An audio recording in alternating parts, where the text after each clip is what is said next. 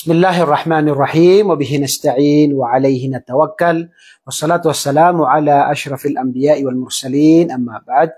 Assalamualaikum warahmatullahi wabarakatuh. Magandang araw po sa inyo lahat. At sa mga oras na ito, ang paksa po na pag-usapan natin ay isa po sa pinakamahalagang bagay sa buhay ng isang tao, lalo na sa mga mananampalataya, na ito ang paghahambing. Kaya ang ating tinatawag na topic o pag-usapan ay huwag mong sirain ang iyong buhay o buhay ng ibang tao. Ang pangarap mo, pangarap ng ibang tao. Ang pamilya mo, pamilya ng ibang tao, dahil lamang sa tinatawag na paghahambing. Ang paghahambing ay mayroong tinatawag na disadvantage at saka yung advantage. So maaari ito ay makatulong kung gagamitin sa magandang pamamaraan. Pero sa pamumuhay ay dapat malaman natin na mayroong mga disadvantages. Marami itong mga disadvantage. Kaya ang video na ito ay para po sa may mga pamilya, para po sa lahat ng nagsasakripisyo na gusto niyang makamtan ang kanyang pangarap, ganun din sa buhay pamilya, buhay magulang, buhay may asawa. Okay? Unahin natin syempre ang ating buhay, na lahat tayo ay nangangarap, lahat tayo ay may pangarap sa buhay. Kailangan po yung pangarap. Pangarap natin makapasok ng paraiso, syempre. Kailangan natin yung mabuhay rin dito sa mundo ng gusto natin na yung magandang pamumuhay, taimtim na pamumuhay. So dito isa sa mga makakasira sa buhay natin bilang isang tao, bilang isang mananampalataya, ay ang paghahambing natin. Lalo na ngayon sa buhay social media. Sa buhay social media ay mapanganib ito at napakadelikado kung titingnan natin. Nakikita natin yung pang-araw-araw na buhay ng ibang mga vloggers na kung saan hinahambing natin ang ating mga sarili sa kanila. Diba? Nakikita natin, actually, ang buhay ng mga vloggers, karamihan sa social media, at ang iba pang mga hindi vloggers, pero sa social media pinag-usapan natin dito, ay pinapakita lang nila yung isang side ng kanilang buhay. Yan ang karamihan. Hindi nila ipapakita yung reality ng kanilang pamumuhay. Kundi ipapakita nila pag sila pumunta ng Starbucks, yun ipapakita nila, isang side ng kanilang buhay. Yung magandang tinatawag na mga view na pinuntahan nila, yung mga magagandang balita na kung saan dumarating, yun ang kanila pinapakita. Pero subhanallah, hindi natin alam yung tinatawag na buhay ng tao na ito. At sa akin, sa experience ko, may mga tao na nakilala ako, nakita ko sila sa, halimbawa nakita ko sila sa kanila pamumuhay sa social media, parang akala mo perfect na, napakaganda na yung buhay. Pero subhanallah, pag nakita mo, iba-iba ang problema. May problema sa magulang, may problema sa pamilya, may problema sa asawa, may problema sa anak, problema sa pera, napakaraming problema. Kaya isa sa dulot ng yung paghahambing natin. Kaya minsan dapat umiwas din tayo sa tinatawag na sobrang sa social media. Kasi pagka nakafocus tayo sa mga tao na ito, paghahambing natin, nakikita mo, may bahay sila na maganda, ikaw hindi ka pa nakakapagpatayo, may sasakyan, wala pang sakyan, kaya motor lamang, bike lamang, yung naglalakad. So dahil dito, ihahambing natin yung sarili natin, nakikita natin, subhanallah, nagkakaroon tayo ng kalungkutan. Di ba? Nakakaroon tayo ng kalungkutan sa pamumuhay natin dahil sa inahambing natin. Kaya nga sa hadith ni Propeta sallallahu alaihi wasallam, pakinggan natin yung hadith. Na sinabi ni Propeta Muhammad sallallahu alaihi wasallam na tingnan mo ang mas mababa sa iyo. Ito sa mga mundong bagay, tingnan mo. Tingnan mo ang mas mababa sa iyo upang makita mo ang biyaya sa iyo ni Allah subhanahu wa ta'ala. Subhanallah. Napakadakilang hadith. Napakadakilang hadith na sinabi ni Propeta sallallahu alaihi wasallam na kung saan sa pamumuhay natin dito sa mundo, napakaiksi, pero ito ay talagang napaka-importante sa buhay ng isang mananampalataya. Mag-focus ka sa biyaya sa iyo ni Allah subhanahu wa ta'ala. At dito makikita mo kung gaano kadakila ang biyaya sa iyo ni Allah subhanahu wa ta'ala. Kapag nakafocus tayo sa ibang parte, yung buhay ng ibang tao, kahit anong meron ka, hindi mo mapapansin eh. Bakit hindi mo mapapansin ito meron siya? Dahil nakikita mo, ang nasa isipan mo, nakikita mo, nakafocus ka sa buhay ng ibang tao. Sa buhay ng ibang mga vloggers. Sa buhay ng ibang mga tao na kung saan naka-follow ka sa kanila, yung pang-araw-araw nila, nakikita mo, magagandang bahay, magagandang sasakyan, magandang mga iba't ibang klase ng mga bagay-bagay. Samantalang, yun ang tinatawag na minsan yung magandang side ng tao na ito ang pinapakita niya.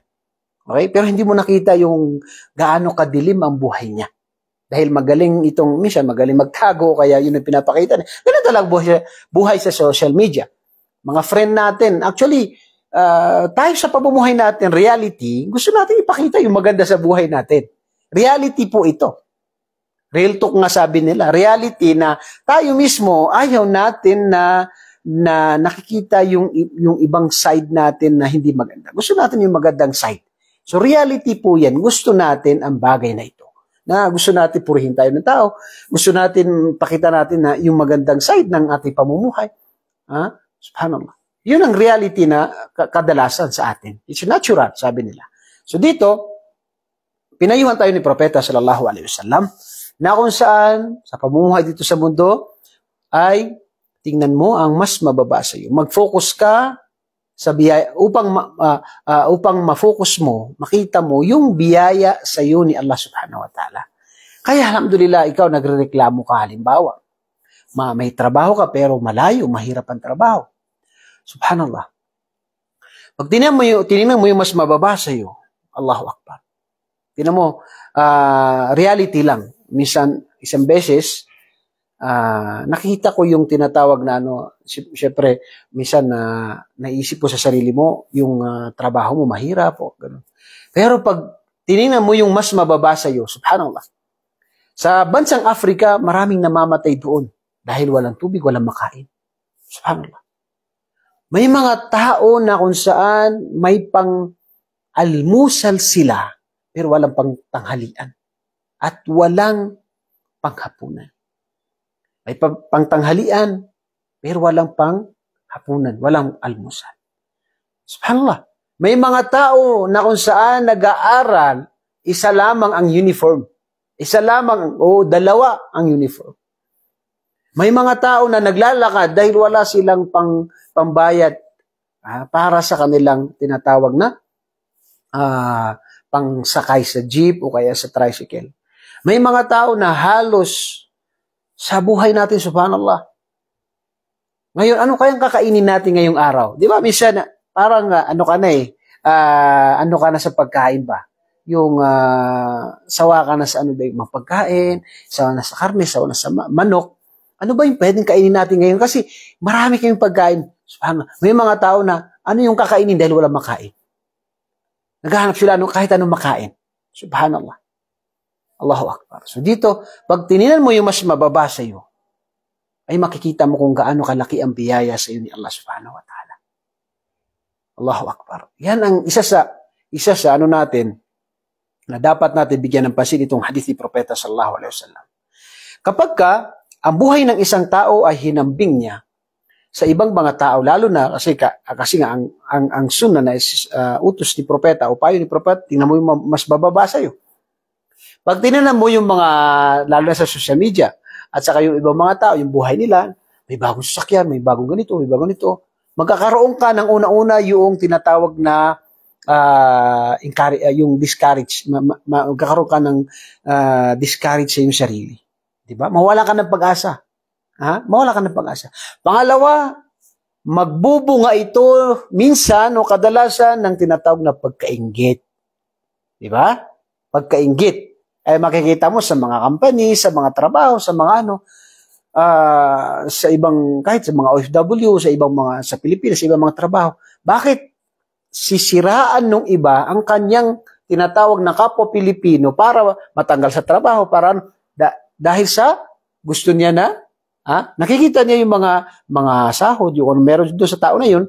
So sisiraan niya, bakit? Dahil nga sa yung tinatawag na ang nakikita lang niya yung mga magaganda. So dahil dito gusto niya na masira para siya yung pumalit o yung makakuha ng ganong tinatawag na trabaho. Kaya dahil nga sa nakikita lang niya yung mga bagay-bagay na ito. So yan ay isa sa dahilan ng pagkakaroon ng tinatawag na inggit. Subhanallah. At saka yung hindi pagiging makontento.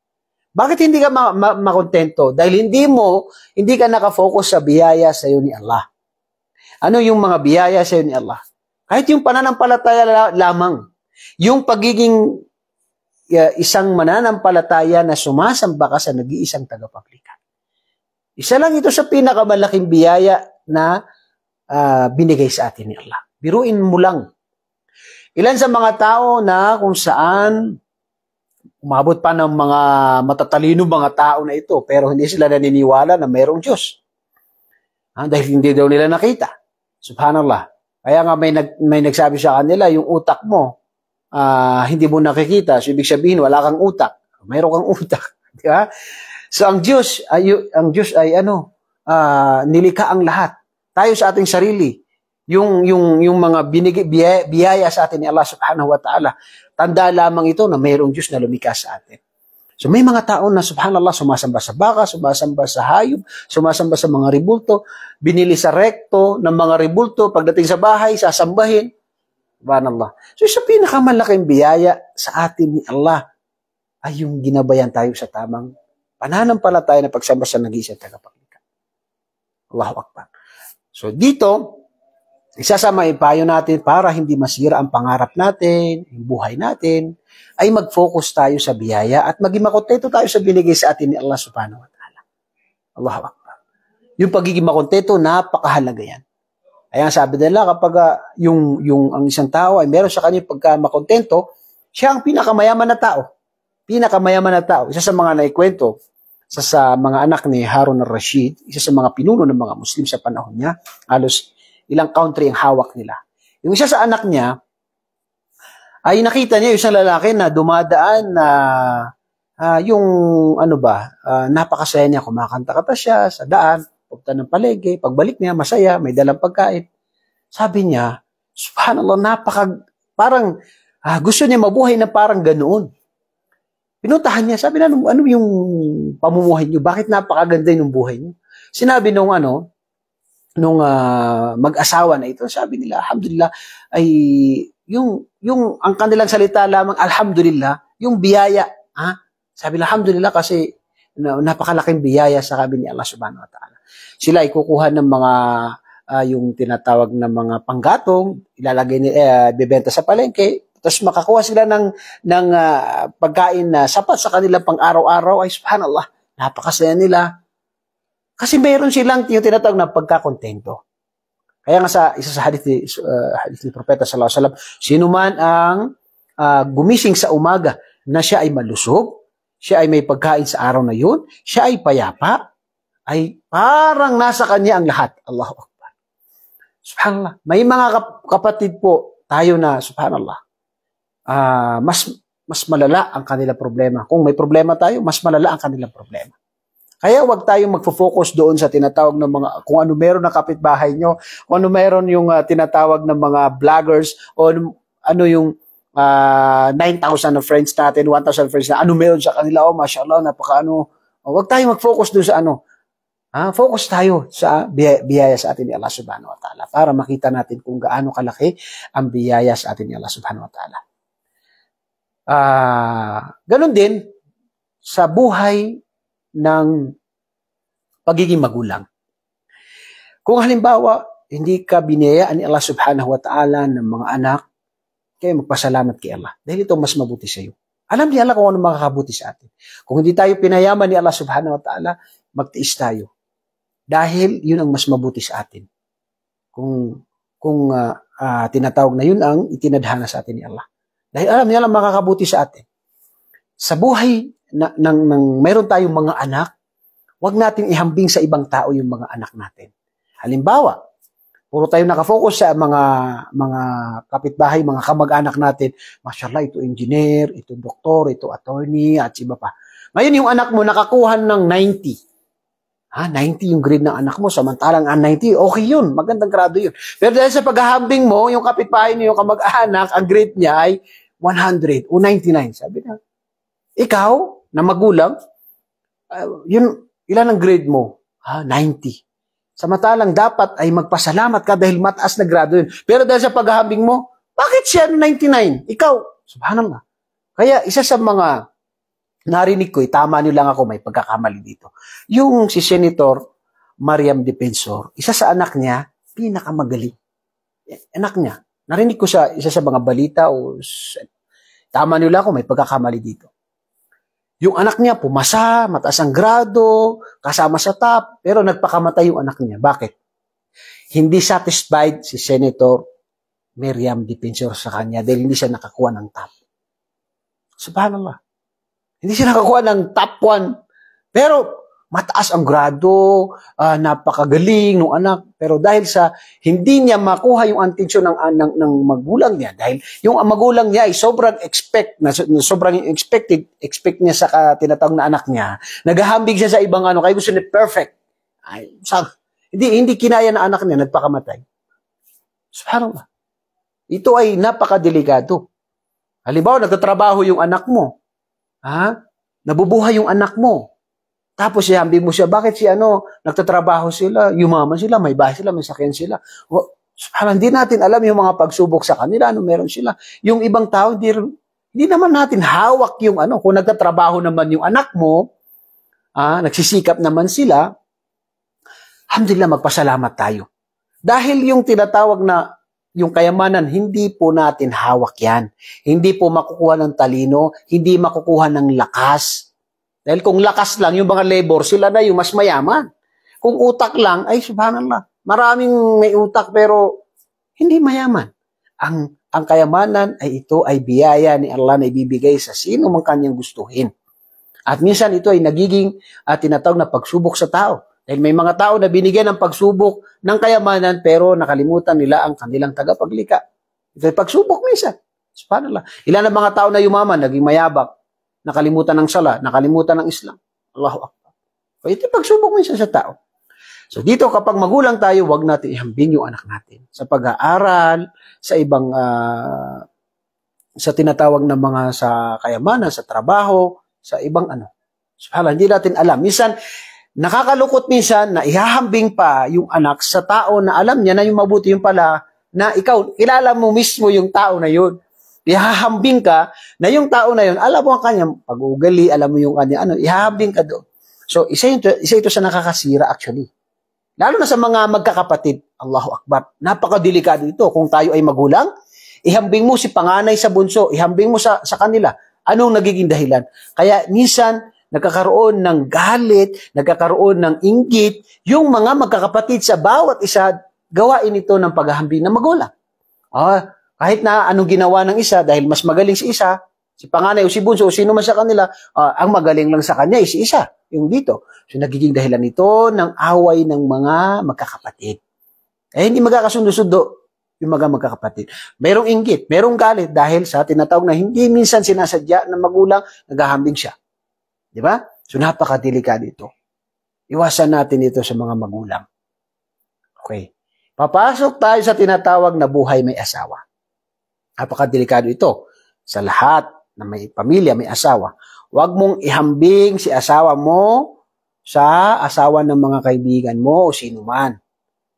Si asawa babae o si asawang lalaki. Okay?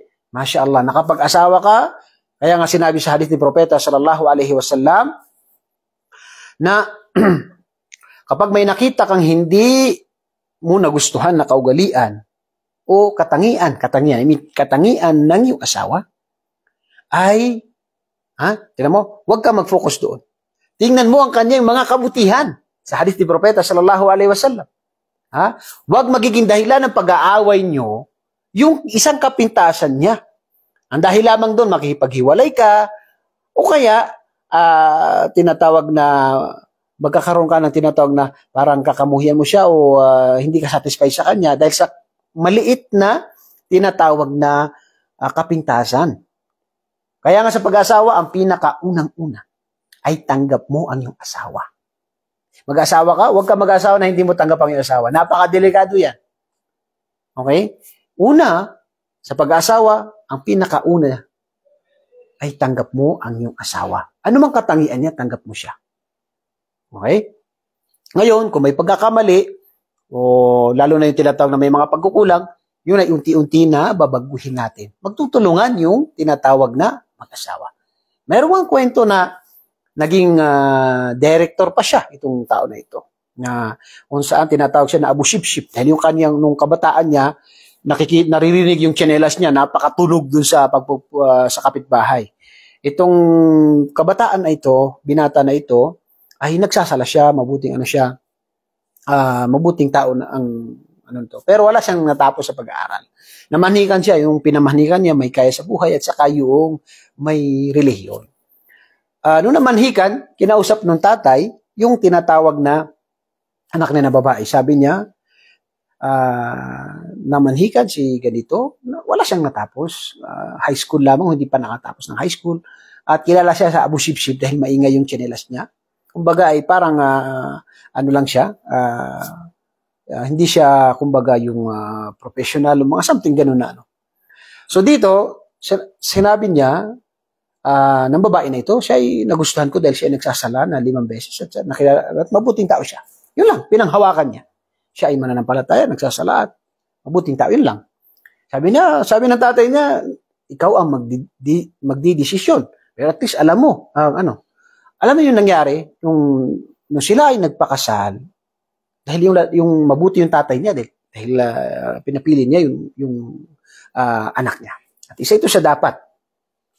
Marami mga magulang na subhanallah, interest, anak ng politisyan, anak ng ganito, anak ng ganito, kamag-anak, kahit sino lamang, kawawa yung anak mong babae, kung ipapakasal mo dahil sa yung interest, yung self-interest, yung sarili mo kagustuhan, hindi gusto ng anak mo. Subhanallah, ang pag-aasawa ay dapat ay yung tanggap ng anak mo na babae. Kasi sa kadalasan naman, ang lalaki hindi pinipilit actually.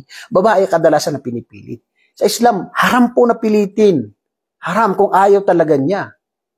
Malinaw po yan sa hadith ni Propeta sallallahu alaihi wasallam. Pero ang pinag-usapan natin dito, yung tinatawag na kawawa po, kaya sa bawat magulang, huwag niyong pilitin ang inyong mga anak. Lalo na minsan, napakaraming mga kwento dito na kung saan, kawawa talaga yung anak mo na babae. Hindi po tayo mag-asawa yung anak natin na babae. Kung alam natin na ito makakabuti, nag-istikhara tayo kay Allah, na humingi tayo ng panalangin kay Allah subhanahu wa ta'ala, ito yung makakabuti, tanungin natin. Kung hindi talaga niya, ayaw talaga niya, huwag natin pilitin. Hindi po maganda yan. Wala po maganda maibubunga ang bagay na ito. So dito, ang pag-usapan natin yung tinatawag na nabagit natin yung mag-asawa. Huwag mong ihambing si asawa mo sa ibang mga tao. Yung kanina, yung naputol yung kwento natin, si Abu Shibshib. Nagpakasal itong dalawa. Itong babae, dahil may natapos siya at may kaya sa buhay, pinaaral niya. Tingnan mo, subhanallah, pinaaral niya itong asawa niya. So nag-aral, subhanallah. Nakatapos ng pag-aaral. Naging mataas pa, pagkakaalam ko, naging major pa ito eh. Itong nagkwento sa isa sa mga ulama, na naging major pa itong lalaki na ito. At dahil lamang ito sa tinatawag na kanilang pagtutulungan. So dito sa hadith ni Propeta sallallahu alaihi wasallam, huwag maging dahilan ng away o pagkamuhi sa tao ang kanya isa sa katangian na nakakalibutan ng mga nagawang kabutihan. Kaya sa hadith ni Propeta, tingnan mo yung mga magagandang nagawa ng asawa mo. Hindi lamang nakafokus ka dun sa isang maliit na katangian niya na hindi maganda. Okay? Pero yung katangian na yun ay tutulungan kayo para tinatawag na mabago itong katangian na hindi maganda. Subhanallah, sa mag-asawa halimbawa, pagdating sa yung tinatawag na sa bahay, ihambing mo yung tinatawag na subhanallah, nakapasok ako sa bahay niya, napakalinis, napakaganda ng mga decoration, sisirain mo yung buhay ng pamilya mo. Kahit hindi mo sabihin na yung bagay na yun sa asawa mo na siya ang pinaparinggan mo, parang masakit yun actually. Ha? Lalo pa yung sasabihin mo yung asawa ni ano, o kasi gano, napakaganda, napakabait, napakagaling, magaling magluto ng ganito, subhanallah. Lalo pa yung kaibigan niyo lamang, yung mga kakilala niyo lamang, o kamag-anak niyo, subhanallah. Napaka sakit yan sa damdamin actually minsan. Ha? Kaya yung paghahambing napakadelikado yan sa buhay may asawa. Iba pa sa buhay natin, sa buhay ng magulang, sa mga anak. Dito tayo sa buhay ng mag-asawa. Sa buhay ng mag-asawa. Kasi ang payo ni Propeta sallallahu alaihi wasallam, tingnan mo yung mga nagawang kabutihan. Subhanallah. Ang asawa mo naghahanap buhay, gumagawa ng napakagandang mga tinatawag na mga hanap buhay, naghahanap buhay ng halal, nagsisikap. May nakita ka lang na hindi magandang kaugalian tapos hindi na sa bunganga mo. Nakalimutan mo na yung ibang gawain niya na mabubuti. Ganun din si babae. Okay? Isa sa pinaka magandang advice ng mga magagaling sa pag-advise sa mga buhay pamilya ay palagi mong purihin ang asawa mo. Pag may nagawang kabutihan, purihin mo ang asawa mo. Walang mawawala sa iyo sa yung pagpuri sa iyong asawa mo. Subhanallah. Purihin mo siya sa kanyang ginawang kabutihan. Nagluto siya na mashallah napakasarap. Kung hindi masarap, lagyan mo mashallah okay itong mo. Lagyan mo lang ng konting ganito para di ba? Okay.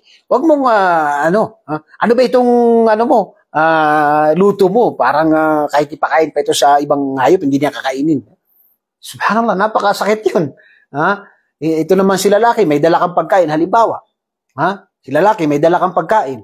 O isda, o man. Pagdating mo, itong babae, parang Armalite, o sabi nila, importin, mga ba?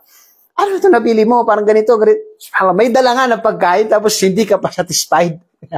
Kasi, ang nakikita mo yung post ni ganito, yung mga Starbucks, o mga Dunkin' Donut, o iba pang mga mamahalin yung nakikita mo. Subhanallah, 1 taon lang sila kumain doon, pinost lang. Akala mo, araw-araw kinakain nila na gano'n. Hindi. Subhanallah. So, dapat, una-una, purihin natin, si lalaki, si babae. Okay? At matuto tayong makontento. Yan, sa asawa, makontento tayo. Huwag tayong maghahambing. Yung paghahambing na yan, napakadelikado. Okay? Na mayroon ding iba na tinatawag, ito, napakadelikado ito. Yung tinatawag na, huwag tayong basta-basta makikinig sa advice ng ibang ng mga kaibigan dahil maaari masira ang buhay niya. Subhanallah. Makikinig na papayuhan, ikukwento, at saka ito pa, wag ikukwento yung mga kapintasan ng asawa mo sa ibang tao. Wag mong ikwento yung mga kapintasan ng asawa mo, maliban lamang sa pagkakatiwalaan mo talaga, pero napakadelikado ito. Dahil mamaya, gagamitin sa iyo ito. Okay? May mga tao na kung saan, pag nag-away sila ng asawa niya, si asawa ko dito. Okay, ngayon, sino ang napintasan ngayon? Ikaw, dahil tatay yun ng anak mo, nanay yun ng anak mo, asawa mo yun. So, sino ngayon ang pinitasan mo? Sarili mo. Di ba? Ang ganon din yung sa pakikialam ng mga magulang sa buhay pamilya. Kung kinakailangan lamang sa ikakabuti, payuhan natin sila sa pinakamainam. Pero hanggat kaya pa nila, makikita mo na okay pa naman, isolve nila ang kanilang buhay. Lalo na yung mga tito-tita. Tito-tita, babu, bapa, yung magulang. Subhanallah, kunting lang ng asawa ng anak mo, galit ka na, makikialam ka na. Marami po nasira, nagkahiwalay dahil sa pakikialam.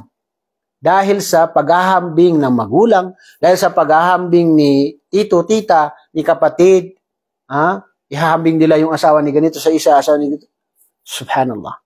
Huwag mong sirain ang pamilya ng kamag-anak mo, kaibigan mo, dahil lamang sa paghahambing mo doon. Subhanallah. So dito, sa buhay ng bawat may pamilya, ay katulad pa rin nabagit natin sa unang hadith. Tingnan natin yung biyaya sa atin ni Allah. Mag-focus tayo sa biyaya sa atin ni Allah subhanahu wa ta'ala. Sapat na yun sa atin na tayo ay ginabayan ni Allah at tayo ay nabubuhay ng alhamdulillah, payapa. Hindi natin alam yung ibang buhay ng ibang tao. Wallahi al-adim. Wallahi al-adim.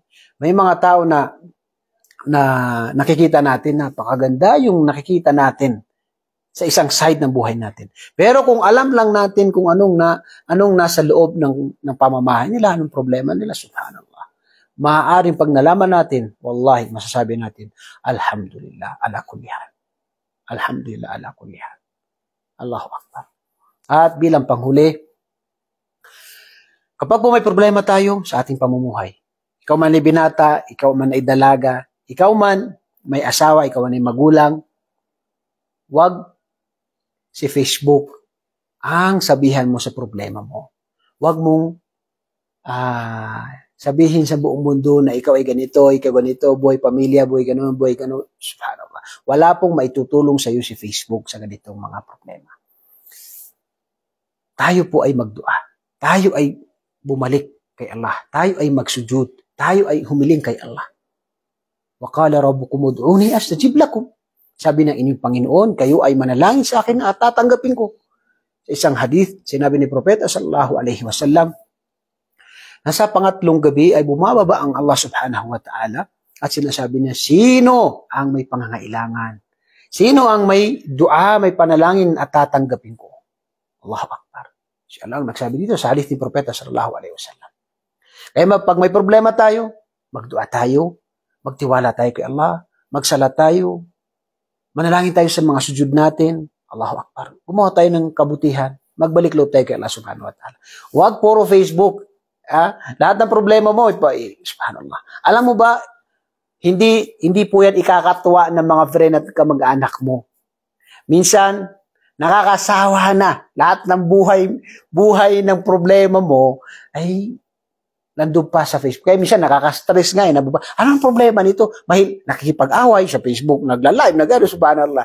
Ang buhay po ng isang Muslim ay napakaganda po yung tinatawag na meron tayong tinatawag na yung privacy. Privacy po yan. Huwag mong gawing, ang buhay ng Propeta sallallahu alaihi wasallam, nalaman natin sa mga hadith, sa kanyang mga asawa, dahil siya isang modelo natin, dahil siya isang propeta, para malaman natin kung ano ang tamang pamumuhay, anong tamang kaugalian. Tayo na, sa pamumuhay natin ngayon, subhanallah, dapat may privacy tayo. At saka isa po sa dahilan minsan, ng tinatawag na ayn, yung ayn, yung tinatawag na tatamaan ito ng ayn, yung ibang mga tao, dahil yung tinatawag na pagpo-post nila sa Facebook ng mga ibang mga biyaya nila. Hindi lahat ng biyaya natin ay popost natin sa Facebook. Okay? Lahat popost mo sa Facebook. Subhanallah. So dito dapat sa buhay na sa Muslim, mayroon tayong privacy. Lalo na sa mga kalalakihan minsan. Subhanallah. Payuhan po natin ang ating mga asawa sa pag-iwas sa pagpo-post ng mga larawan nila o anuman na wala silang mga tarha at iba pang mga. Actually, ang pagpo-post hindi maganda. Actually, walang may tutulong yan. Paano pa kaya yung nagpo-post ng walang tarha, walang takip sa nakikita pa yung aura, la hawla wala quwwata illa billah. Tanda po yan, ang lalaki na ito ay sabi nila, excuse me sa salita, ito yung tinatawag na walang bayag. Wala siyang pakialam sa asawa niya kung anong, yung anak niya na babae, yung asawa niya, kapatid niya, subhanallah, kahit nagpapakita sila ng kanilang aura, subhanallah. So hindi nagpapayo. Magpayo tayo. Kasi yun lang naman kaya natin. Hindi natin pwedeng saktan ng tao na yun dahil sa, subhanallah. Wa ma'alay na illa al-balak. Ang obligado sa atin ay may parating natin sa kanila. So, ako po muli nagpapasalamat sa inyo sa mahabang live natin ang tulad po ng naipayo natin sa ating sarili at sa lahat na mag-ingat tayo sa paghahambing. Itong paghahambing na ito, napakadelikado. Gamitin natin sa tamang pamamaraan. Pero, iwasan natin. Maaaring masira ang buhay ng isang tao, pangarap ng tao, ang mga anak ng tao, at ang buhay mag-asawa. Okay? So ito po yung mapapayo natin ngayong araw. Nawa ay nakatulong po ito. Ako po yung nagpapasalamat sa inyo. Sa lahat ng bumati sa inyo, assalamualaikum, waalaikumsalam, warahmatullahi wabarakatuh. Sa inyo lahat, nawa ay pangalagaan ng Allah subhanahu wa ta'ala. At inshallah, kung may tanong kayo, pwede po kayo mag-comment, pwede kayo mag-message. At inshallah, ako po nagpapasalamat po sa inyo sa inyong patuloy na pagsubaybay sa ating mga live lectures at saka sa ating sa ating page. Nawa ikatipalatan ni Allah subhanahu wa ta'ala. Assalamualaikum warahmatullahi wabarakatuh.